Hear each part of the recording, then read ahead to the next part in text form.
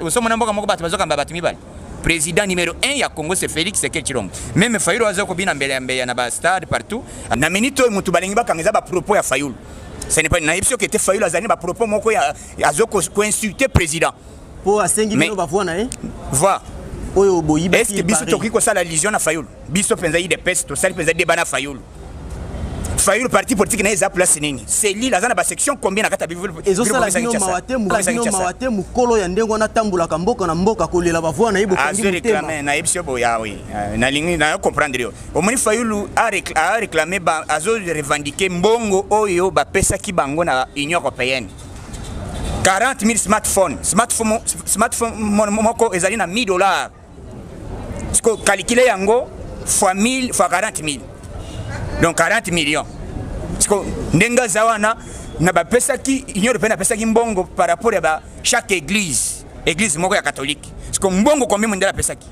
Donc ba sire ki ba lebi que na Congo moto gagner élection za Fayulu. Mais comme il a échoué na plan wana, c'est pourquoi za ko bina mbeya partout. So ki Fayulu azo sala marche. Biso pe to sala marche.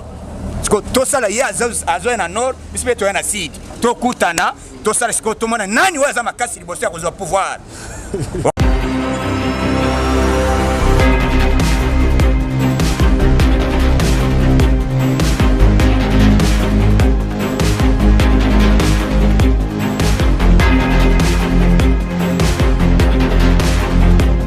Fidèles internautes, vous qui nous suivez sur www.congomillennium.com, très heureux de vous savoir encore branché dans votre site qui vous donne les vraies informations et surtout en temps réel. Là, vous êtes en train de suivre votre émission 100% News. 100% News à l'élo, toujours dans le cadre idéologie, tout ça dans le siège, il y a UDPS, le parti au pouvoir.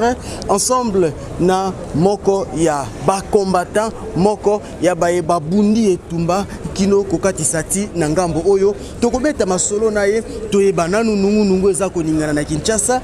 Tobeta masolo ya libala ezali ko salema entre FCC na Cash libala wapi oyo jusque là certaines bouches bazako mona ko sala plutôt interprétation nango no lenge mususu pour certaines personnes na kati ya libala wana entre FCC na Cash balobi Cash azako apparaître on dirait moi si. Pourquoi moi si? Parce que jusque là ce n'est que Cash qui subit la force ou la domination de FCC. Ça, c'est ce qui s'est dit. Mais Elongo Nandeko Nabiso Yokason, qui n'est pas encore à vous présenter, Tokoyeba si et seulement si, Cash, Azobi Maloko la moisi, Nakati Libala, entre FCC et Nakash. Mbote Ndeko Yokason. Mbote mon frère, bon, on a évité, on a un débat, mon yandé, Tokoyo Sala que Cash, et vraiment Kambalibala Nanton, oui, c'est politique. Oui. Na politique, il faut beaucoup de sagesse puisque dans le moment où tu vois que si que population ils ont des conséquences marambo des cas que élection tous les députés BDT ou ils ça que la majorité parlementaire les ce n'est pas dire que quand je te commis quand je vous président Zanani c'est Félix c'est quel chef de l'État comment tu peux te nani biso to za moi c'est FCC balobi jusque là parce que vous allez aussi non je te dis oyebi batunanu ils n'ont pas habitué ya marambo et salami na Congo. C'est la toute première fois qu'il y a alternance dans le Congo et Salama, mais c'est pourquoi il faut battre base à la inquiétude par-ci par-là. Mais il y a qui était fatigué dans le moment où le chef de l'État Zamoko. Président numéro 1 ya Congo c'est Félix Tshisekedi Tshilombo. Même Fayulu azoko bina mbele na ba stade partout, azomona déjà qu'à l'époque azali ko sala ba bêtises azo salate. Mais pour le moment, l'état de droit Félix Tshisekedi a tiqué les Moutounyoso, Zela, Aloba. Et là, les autres salabans de Gozanine, n'est-ce que le Kabila Zawana, il faut l'arrêter, il faut qu'on poursuivre, il faut qu'on s'arrête n'importe comment, et puis Congo est ingouvernable. Oh non, nous devons avancer. Il faut tous s'engager, tous alliance pour gouverner le pays. Mais Bandeko Bazali, comme on a biso, net biso tozali, marche bien, mais tu connais Fati. Fati a lobby que moi, je suis le président. Comme baza habitué tena eloko ngai na sali, c'est pourquoi il faut bo subir babilo konyo sana bazoloba. Kabila nazali na instruction moko te ya ko pesa président chef Félix Tshisekedi Tshilombo. D'ailleurs Kabila mutazali ko bonde la ke comment président to sala to lobinini. Kabila azali ko proposer kombo na facha libité kombo anate. Loka kombo mususu. Vous comprenez? Na minute tozana makambo ba débat te ko FCC cash. Aujourd'hui ba tozali ko sala ba débat wana. Les deux comme wapi Kabunda azali premier vice-président de l'Assemblée. Banani va voter. Les FCCT. Vous comprenez? Bandeko bazolinga to banda bitumba. bitumba moko inutile to lukasko en tout cas oya sala kiboy wa boma kiboy mingi balobi eza biloko ebola kaka bango non na yebso boy oyebe étape tozali ezali étape il faut que na sagesse Félix Sekedi azali sage ko le quand même ba Fayulu azali mutu moko azali ko bina partout azamu ta ba concert biso to ba ta concert te biso to sala politique oyo ezali en fatia lobby que le peuple d'abord parce que eloko wana ko sala mandeni fatia koti dans 3 mois Congo ningani 100 jours 3 mois nan ko quitter mais Congo ningani mais pendant 18 ans or que Congo tikala ya kokufa parce que yozo tuna kete fachi azo instruction pas moto songolo pakala jusque là bazobanga balobi vu majorité aux alliés na FCC il se peut que nakati ya parlement pendant ba prise ba décision la voix ya FCC zalaka toujours est-ce que débat ko ça les awan est-ce que débat ko ça les a kete FCC nani te toto na pe plaza na posa eloko nini est-ce que débat ko kende ko tuna kete FCC la moka bazamba na posa bayeba batuna Moïse Katumbi azanani président ya la moka alobi à reconnaître Félix Sekedi comme président de la République. Aboyi makamba vérité des îles. Un point barre. Yango moni bande comme sous bazobanga balobi bolongoli charge likolo ya ndeko Moïse Katumbi, il semblerait qu'on dirait bozolinga bo piéger tango goya bo kangi lokola li pungu na soyi. Te biso tozana babilo kwana. Muto okanga kuti balinga kanga Fayulu. Balinga bakanga Fayulu. Na ba bêtise azo sala. Asali ngo Fayulu Moïse asali nini? Moïse bakanga Moïse batike balobi l'homme est libre. Il va rentrer dans son pays, ce kalingalo na lunguba, alo na masango asala tout, ba commerce na ye ndenga lingi na ndenga kimia. Na minito mutu balingi bakangeza ba propos ya Fayulu. Ce n'est pas na ipso que était Fayulu azani ba propos moko ya azoko ko insulter président. Pour asengi bino ba voix na ye. Voix. Oyo boyiba. Est-ce que biso toki ko sala lision na Fayulu? Biso penza yi de peste to sali penza débat na Fayulu. Fayulu parti politique na eza place nini c'est l'île azana ba section combien na kata bivu ezo sala bino mawate mukolo ya ndengo na tambula kamboka na mboka kolela ba voix na yibo kangi mutema na yebisio boya oui na lingi na comprendre yo omoni Fayulu a réclamé ba azo revendiquer mbongo oyo ba pesa ki bango na Union européenne 40 000 smartphone moko ezali na $1000 siko calculer yango fois 1000 fois 40 000 donc 40 millions ndenga zawana na ba pesa ki Union européenne pesa ki mbongo par rapport à chaque église moko ya catholique parce que mbongo combien mondela pesa ki donc ba sireke ba lebi que na Congo moto gagner élection za Fayulu mais comme il a échoué na plan wana c'est pourquoi za kobina bina mbeya partout maintenant nous lisolo il y a premier ministre jusque là ça flamme encore UDPS il semblerait que boza ko bongisa ndeko ndeko na biso Azali na poste non pas Chibala ndeko na biso Azali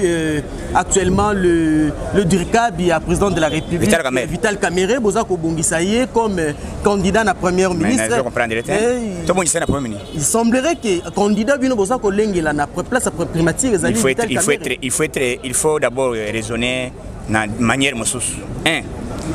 Si le plan constitutionnel mutakuyi kozwa poste wana ezali FCC oui. Mais ce n'est pas exclu Yakosolola qui était baninga bomoni ndeni soki le to sololi na FCC balibi qui était en tout cas était le roi tozali na kati ya coalition le poste ko kende na Vital Kamerhe rien n'empêche mais cela vient na pouvoir discrétionnaire ya chef de l'État donc il faut na ba attribution à chef de l'État qui était en tout cas président nommé les bintu songolo pakala sauf na minute au parti au ezali majoritaire ezali plateforme ezali nini FCC il ne faut pas que ça la légion ko kenena ba biloko moko ko tergiverser mamayela ba congolais na ndenge zaboye jusque là soki Kamerhe et puis je vous informe que dans 48 heures on va nommer le premier ministre avant le premier soit Nabutu soit le premier on va nommer donc le premier ko za le mercredi le 40e le 29 donc dans 48 heures soit demain soit aujourd'hui on va nommer le premier ministre donc makambo bato bazali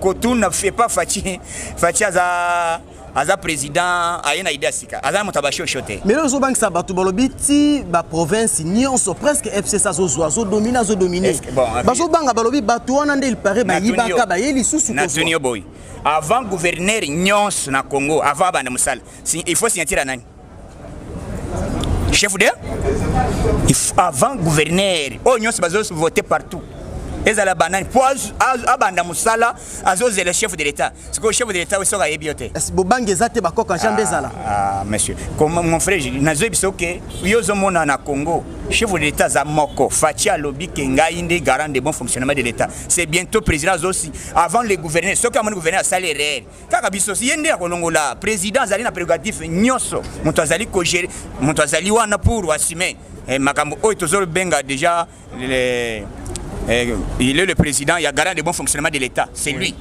Donc il ne faut pas raisonner il y a FCC, FCC le président, chef de l'État, c'est Félix Sekeli Tshilombo. Et puis, Fayulu Azali, les militants, il y a la Moka. Et mise en garde, il y a le banane boy. Avant de informé président. Dans l'oufou, dans la frontière partout, président, il y a des pillages. J'ai les informations tout oyo bazo sala ba inspecteur oyo bazali ko sala na ba frontière oyo bazali ko sala na ba douane donc kuna bazo libéra président donc moi je suis en train de former le chef de l'état puisque akoyoka donc na minute oyo na lufu ezana un monsieur ou azali ko torturer population azo biloko. Donc, soki et loko anezana 3000. Même batu basi ba futi ya afuti si angoli sus. Mbongo na wana azu achango na poche. Président mutu wana zana poche mandat ebeba. Kombo na JB. Cet homme là président soit disant ba chaka soki mutu moko songolo pakala. Donc aujourd'hui c'est le moment puisque mandat na biso bazana poche ba salir yango. Félix Asala quitté, Talazamu Songol Pakalazo Salaboy. Bazozo Mbongo, cet homme-là a torturé la population à niveau à l'ouf président. Nazana Mutumoko a passé un cadeau président, na minute que ba combattant na biso, moyena tanga combo talaga. Ba passé un bakiti, ba lebi combattant, zo bakiti pour na ko aider parti. Tala mutandengwan. Donc na minute ko bino bozo nyoko la population. Bosa la kete Fachi Ndatin. Est-ce que Mbongo wana zozwa? Est-ce que président Ndatindio mise en garde. Parce que on makambo so pesa ndeko Martin Fayulu Kanda. Non. Ndeko commissaire tina niveau pesa bino. Mais Fachi a une information nyon sauté. Alobi na bino souka les 15 mai ceux qui bo démissionner te besoin na problème de soldat peuple. Azo rêvé. Tuna mbongo. Bon monite il fallait bo so atembele bo kanisa si mais ko démissionner bo ko kende wapi bo ko mettre mise en garde. Na yebise boy. Nous les combattants, nous allons nous prendre en charge. Si que Fayulu azo sala ba bêtise, asa la mot d'ordre. Mokola zo bi mana mzela biso pe na nzela. On va se rencontrer, tout ça, c'est comme marche de santé. Hein, tout ça marche. Maintenant, il jusque là, Azo y habite. Non. Alléli Alembi, je t'informe. Bien sûr, tu as une question. Zala Kimia n'a répondre, n'est-ce pas? Yo soko tu as une question. Zala Kimia n'a répondre. Dans le lobby, ce qui fait la ça marche. Il se fait tout ça marche. Parce que tout ça là, il y a Azo en nord, il se fait tout en sud. Tout Kutana, tout ça, c'est que tout le monde n'a ni ouza makasi de bosser à pouvoir. Ok? Donc, et là, non, mais bêtises, aussi longtemps que vous déjà dans la cour constitutionnelle.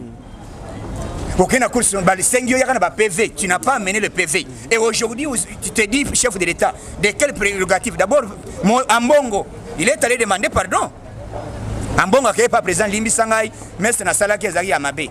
Il y a un président. Mais en fait, Fayulu n'est pas la première personne à le faire. On a vu avec notre papa Antoine Tshisekedi, paix à son âme, avec beaucoup de respect. Bon, quand on reconnaîtra qu'il avait prêté serment à Noma qui même gouvernement. La Cour constitutionnelle. Etienne Tshisekedi a yeba qui déjà azali muto droit. Aussi longtemps que osé kokenna la Cour constitutionnelle, aussi au légitimer déjà Cour constitutionnelle. Tu n'as pas droit ya koya ko sala nanda kunayo ou banda ko sala susu makelele. Président Tshisekedi a yeba qui soki akena Cour constitutionnelle effectivement, il faut tout ça arrêter la Cour constitutionnelle. Mais il n'a pas fait ça. Le lo Fayulu azobina akena Cour constitutionnelle. Azela akoyoka umukamate.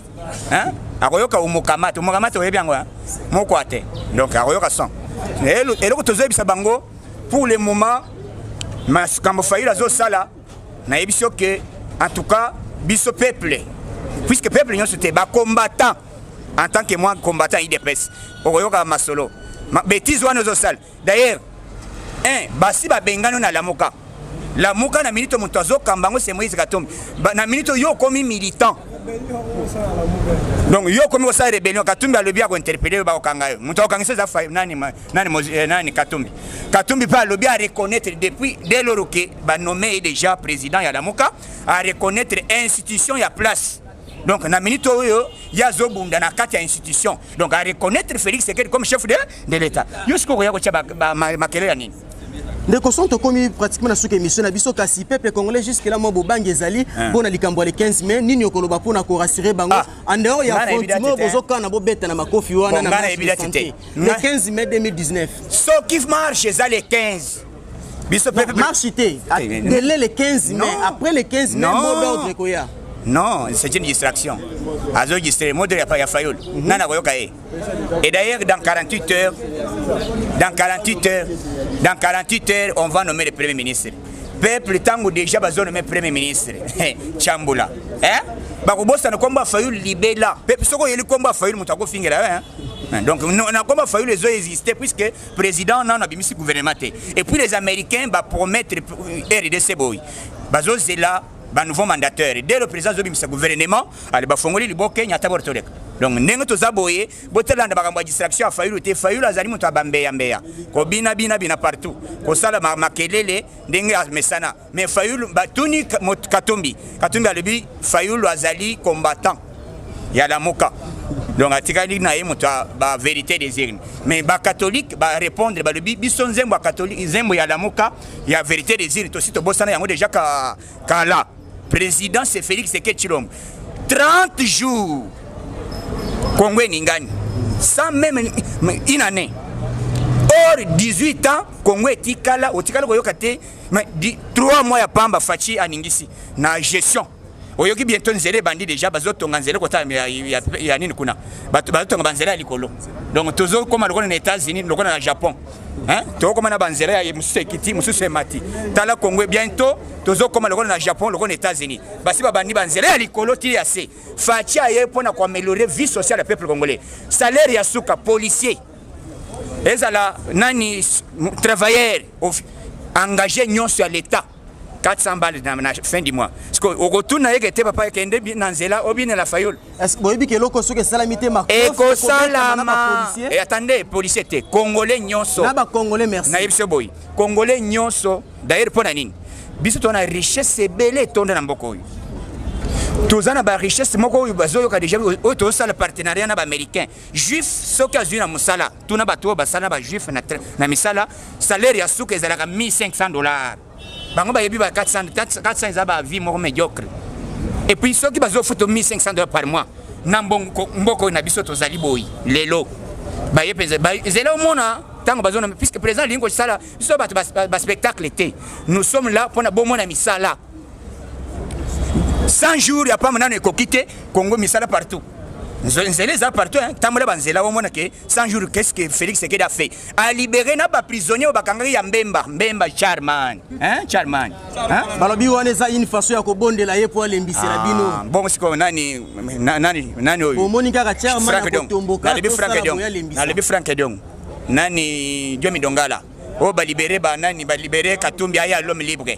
donc nyonso anazo sa pona flatter bango état de droit Félix Tshisekedi a dit que il dépasse ses slogans ya pamba tout le baki social union pour la démocratie et le progrès social donc na minute oyo état de droit zovanda Fayoulou azo bostana même ba pasteur bazo bisa la prophétie puisqu'il faut ba prophétie na moment ya 2019 pourquoi 2018 bo bisa ba prophétie te Kabila père ko fa le 10 ou bien le 15 donc jusque là les cambas prophéties sont paniqués non na biso il dépasse biso paniquer nini ezaba mutu aluka musala omoni mutu moko azoluka ne musala po aluka baloba ke taza prophète ya nation non notre souci ezali que peuple alingi nini et là tozo bunda na ide peuple alingi nini c'est ça l'objectif ya Fachi ezama kambo ya bamakelele ya Kabila ya nani ya Fayoul azako kende ko sala ba gauche droite Fayoul azoluka amiyeba or basiba ba dépouiller ye soka yeba ka président tandaki loboko mais la déjà kanyak mais na minute oyo azaki disqualifié na Lamuka donc Lamuka est panzani en désordre.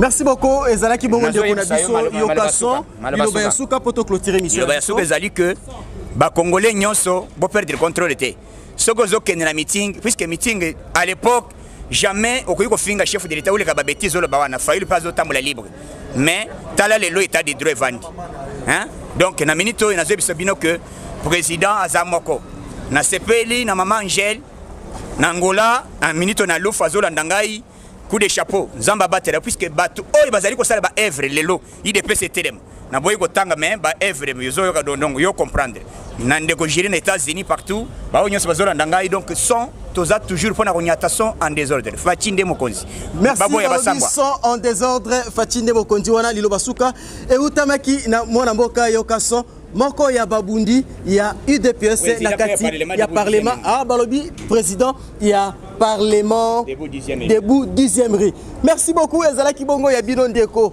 belo belka meto beta kibongo masolo ya actualité ya UDPS to meka kimo moke ko beta masolo ya libala o esali entre ezali ko salima entre FCC na kashi libala wapi ezali ko subir ba interprétation belé.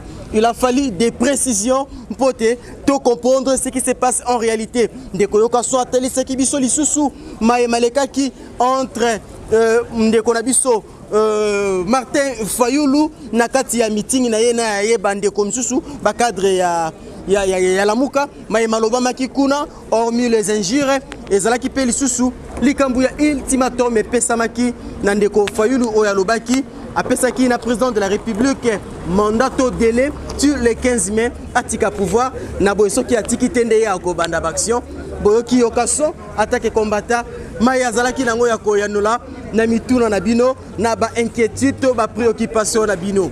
Je ne sais pas boucler cette émission sans pour autant dire grand merci à la Queen Mère d'Irlande, Mama Jolie Dibenzi, Motema y a les boss, les big boss, Ricky Dibenzi, les Fiesaki. Si vous avez aimé cette émission, dites grand merci à celui qu'on appelle Jires Mwanda, celui qui était, qui est et qui sera toujours derrière la caméra pour vous donner de très belles images.